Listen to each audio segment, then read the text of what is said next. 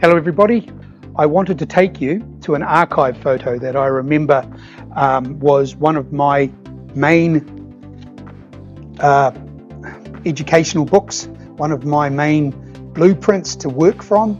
If my aircraft looked like that on the side, we're going to be there.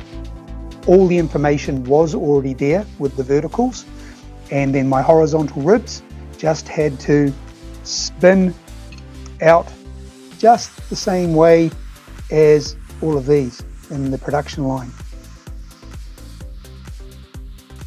Okay, so we can go back now to where I was fabricating.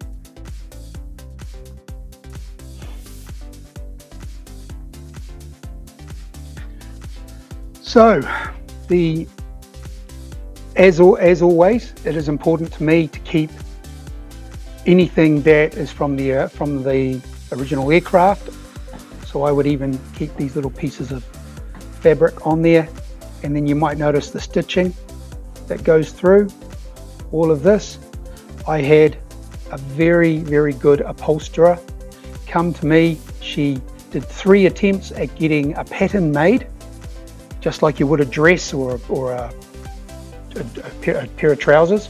A long tube, it's like an ice cream cone, so it wasn't easy to do.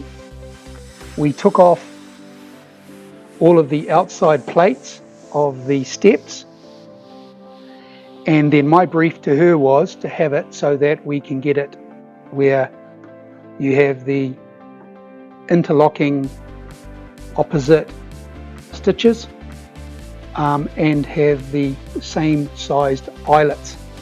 She pulled that off. We got it to where we put it on the aircraft. Underneath there is a long tube. She did a sleeve. There's a long tube there, and then what she did was she gave me strings attached to it. So I've just pulled it as tight as I can onto the understructure and left it as that. So that's where it is. I haven't touched anything on the belly. There's a lot of panels and things to do later on if I'd wanted to, but that was enough for me. I then pulled away the cloth, dabbed some ADOS glue around the edge, glued that back on, and then I cut the inside hole, and then I put the plates back on. That's an original plate because it's got yellow paint on it. Same with the top one up there. And then I manufactured the two underneath ones. I manufactured them myself, and that all holds all the fabric. After it's doping, everything stretches and everything pulls away, so you've got to be very careful that you work around all of those things. As we're coming along, this is a catapult attachment, and we just double materialed it with ADOS to give it a little bit more, and we cut the hole, and that works. She cut a hole underneath this, which is like I think it's a hold down stirrup for when you come to the airstrip and you want to tie her down to the ground. As we're coming along, I said in the introduction, I built a T stiffener right along the middle of the spine of the aircraft. Of course, the fabric would usually go right over to the other side, but that allowed me then to keep the upholstery coming down to where we have this tail panel. You might see it hasn't been panel beaded. I like it just the way it is. I'm not going to mess with the camouflage, the information that's on there. It comes down, comes around, it goes down where the tail is, and then it comes all the way back to where the nose is.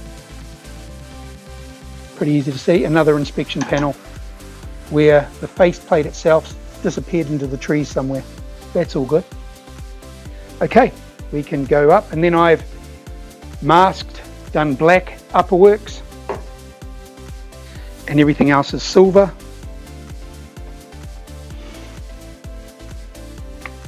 The placement of the roundel, Again, I mentioned it in the introduction, but I do know from the photographs, there's a rib there and there's a measurement there. I could just pretty much guesstimate, but estimate quite well the measurement from there and from there, and that gives me points from there.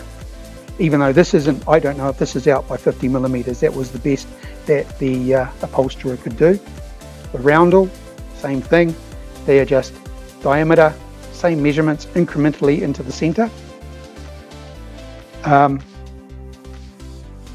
would like to now, because now we're talking about just the fabricing, I would like to talk about the way that I have glued the fabric on. So if we could now move over to the other side of the aircraft, I would like to go down, over to, let's say, we'll call it the aileron. All right, this is either an aileron or a flapper. I can't remember which one. Now, as you can see, I would ADOS along the spar, the back spar, and then I would bring it over, bring it across, cut between the ribs. I've flitched these with aluminium on the back. I've tried to keep the original as much as I can, and that's why when you see, okay, well anyway, then I would glue that, and I would use a zigzags pair of scissors